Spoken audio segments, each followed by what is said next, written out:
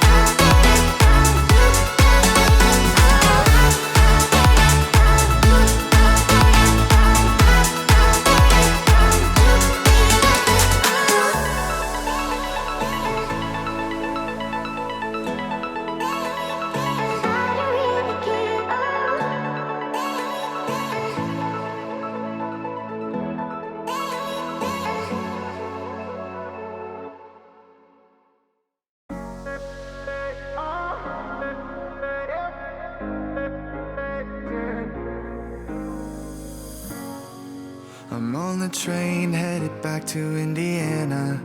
The rain is forming into rivers outside, writing down all the things that I miss, and in the letters you take form.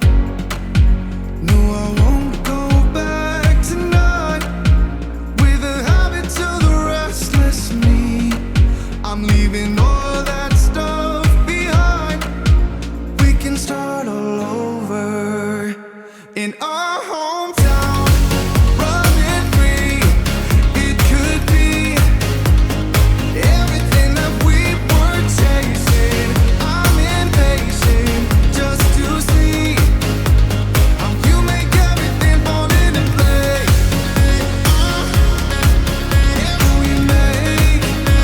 How you make everything fall into place. You see, ooh, yeah, you make everything. I'm the first one to get off at the station. There's something in the air that I can't place, and now I see a silhouette in the dark. It's like time has stood still. I'm gonna hold you tighter this time around. Now feeling like I need to escape. The world outside only made me numb, 'cause I just wanna be here in our hometown, running free. It could be everything that we were chasing. I'm impatient just to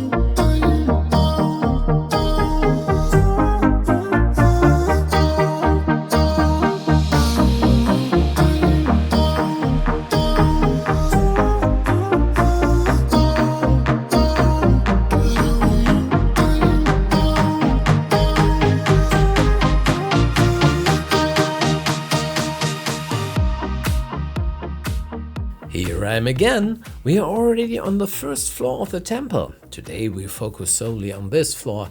We'll tackle the ground floor and the immediate surroundings of the temple in the next episode. But let me quickly specify what I personally feel is still missing in Planco 2.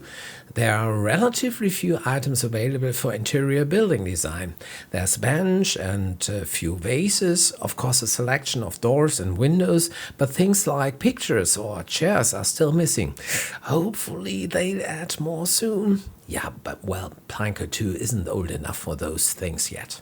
What I absolutely loved about Planco 1 was the ability to use objects created by other creators through the Steam Workshop.